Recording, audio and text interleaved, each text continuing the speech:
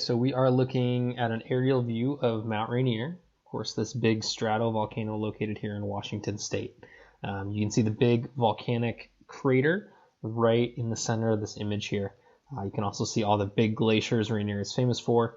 Rainier has more glaciers draped across her than any mountain in the lower 48. So really cool mountain. What we're going to do here is walk through the climb over the next 3 days, what to expect, where you're going to be, all of that important introductory stuff so you know what you're getting into. So what we're going to do is start tomorrow at Paradise. Paradise is at about 5,400 feet of elevation, right at the edge of the tree line.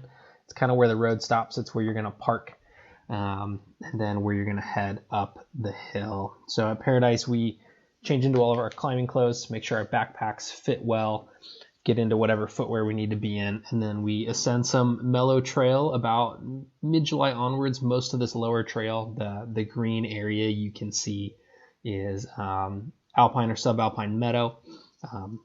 Really beautiful, mostly snow-free.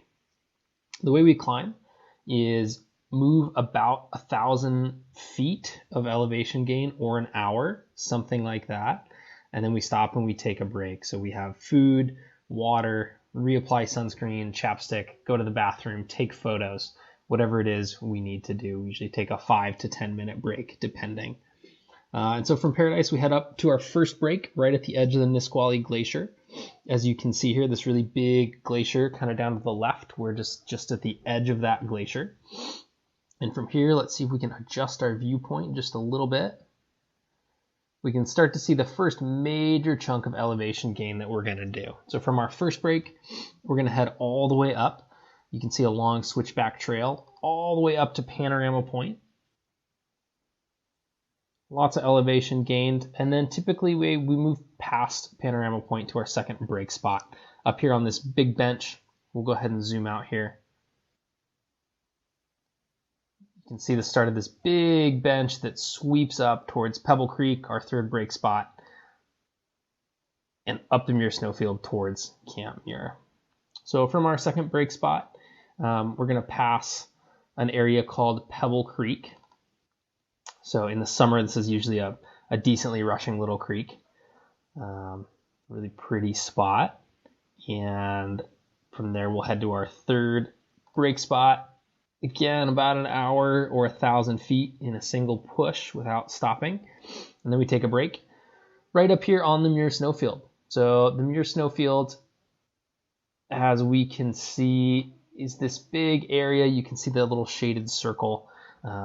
It's basically a really, really old, really stable glacier. So there's effectively no crevasse danger, especially in the middle part of the summer here. We don't need crampons, ice axes, and we don't need to rope up. It's a very safe place to travel.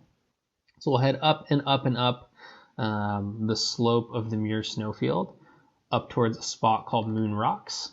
It's a good landmark. You can see it from below. It looks really cool. All the way to our fourth and final break spot, about 9,200 feet, something about like that. And from there we can see Camp Muir. It's still a little bit of ways away. There's still a bit of effort required to reach it. But at our final break spot there, we'll kind of get ready, take a couple deep breaths, and then head the rest of the way up to Camp Muir. So Camp Muir is seated on this rock ridge just at the edge of the Cowlitz Glacier. That's just above Camp Muir in this imagery. You can see the Cowlitz Glacier labeled there. Lots of really, really big crevasses out there. It's pretty cool to look from Camp Muir across onto this glacier and really start to see some features. Camp Muir is where we're going to sleep the first night. You'll eat dinner there, get a good night's rest, wake up the next morning, eat breakfast, and then do some training. So right at the edge of Camp Muir, we do self-arrest training, roped travel training, crampon training, everything you need to move higher up on the mountain. About midday, we take about an hour and a half journey across the Cowlitz up to Cathedral Gap, which we can see here, a little gap in this rock ridge. And then we head up to Ingram Flats. Ingram Flats is about 11,200 feet, so about 1,000 feet higher than Camp Muir. Really pretty spot. You can look sort of down and out across the landscape. You can see a ton of terrain to the east and then down to the south. Really, really beautiful, unique campsite. At Ingram Flats, we try to take it really easy and go to bed early. So one of the reasons we go to bed early is that we get an Alpine start very late in the day on day 2 or very early in the morning, day 3. This means waking up between about 10 p.m. and 3 a.m. depending on weather and conditions. So during our sleep that evening, we really just try to get horizontal. So even if all you get is a couple hours of time where your body is still and you're laying in your sleeping bag, that's fine. If you can manage to actually sleep for a couple of hours, that's great too. We wake up for that Alpine start. So again, kind of bridging between day 2 and day 3. Have some coffee, tea, whatever we like to drink, have a little bit of oatmeal, some snacks, and then we head up the mountain. So the first thing that we do is we access the Disappointment Cleaver. This is the route's namesake. And you can see here the Disappointment Cleaver cleaves between 2 of our big glaciers here. So the Ingram Glacier and then the Emmons Glacier. We ascend this ridge because it's easier travel than the very broken, steeper sections of glacier on either side. And we typically don't stop till we're on top of the Cleaver. About 12,500 feet, something like that, we take our first break. It's about 1,000 feet out from Ingram Flats. From there, we'll go ahead and scroll out here. You can see there's a big chunk of the mountain with this shading.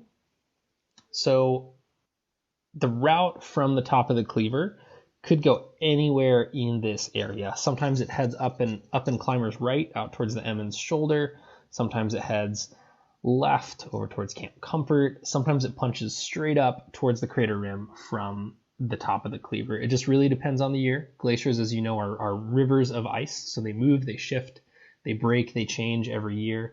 And even within a season, we sometimes have significant route changes. So what we do is do our best to make sure we've got a great route for you, but be prepared to be flexible, be prepared for a little bit of switchbacking, a little bit of traversing, really whatever it takes to head up the mountain. So our second break spot on our summit day is what we call high break. High break happens about 13,500 feet, keeping with that theme of moving about 1,000 feet of vertical and then taking a break. But as we discussed, the route can go just about anywhere. And so you need to be prepared to be flexible. This could be a break at 14,000 feet. It could be a break at 12,800 feet. It really just depends. But we do our best to find a good, safe break spot that's about 1,000 feet higher than the top of the Cleaver. From there, we head up to the crater. It's a really special moment to crest the crater rim. We do typically crest the crater rim. I'll just pan back here. We do usually crest the crater rim at its low spot. So the volcanic crater of Mount Rainier tilts a little bit to the south-southeast. And so be prepared when you tick that crater rim. You've got a little bit further to go to reach the true summit, but it's not so bad. It's about a quarter-mile push. And just shy of a couple hundred feet to reach the true top of the mountain. The other thing I'll say is anywhere on the upper mountain here, the weather can change and impact your climb significantly.